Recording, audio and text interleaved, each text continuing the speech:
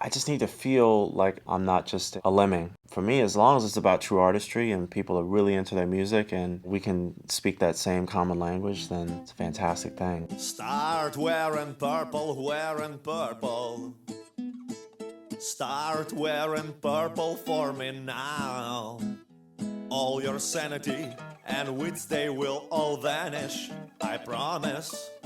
It's just a matter of time. So immersed in what it is that you're working on that you kind of lose an objective perspective. And you're going to need someone who's going to come in as the sobering voice of reality.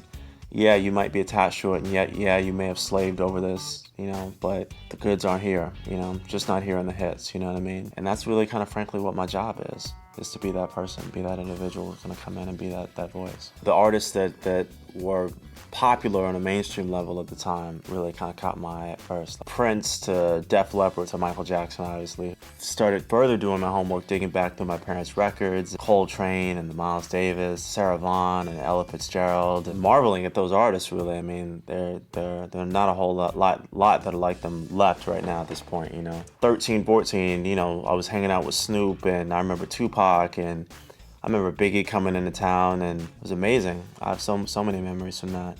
What I'm inspired by is the rawness of it, is the unpolished nature of it a lot. To know when someone is just coming from rough circumstances and they rise above that, really, to meet someone, have the opportunity, get signed, make an album, and that very first piece of art that they present to the world is a reflection of where they've just come from.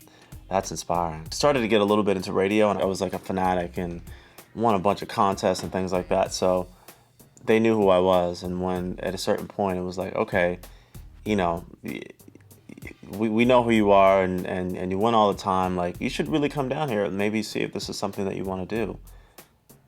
And that's how it all started. This was like the very first station ever to play hip hop. So it was enormously respected. Like, it preceded Hot 97 in terms of like breaking it on a national level. It's always a good validation to one's kind of ears and confidence, to make a right choice on a commercial level, I suppose. There's definitely a common denominator in like what, Alicia has, what Whitney has, what Leon Lewis has. The criteria of an artist really, that we sign has got to be someone we feel could headline Madison Square Garden eventually. What I try to keep in my DNA is just having it really be about the music. If it's about that and I'm not listening from any other perspective, and my preoccupation is not with how can I succeed or what's the advantage or the agenda for me, that's fantastic to me. The most important thing is to wake up every day and feel like I want to get out of bed with like enormous drive to do what it is that I love. And if I can continue to do that every day, be happy, then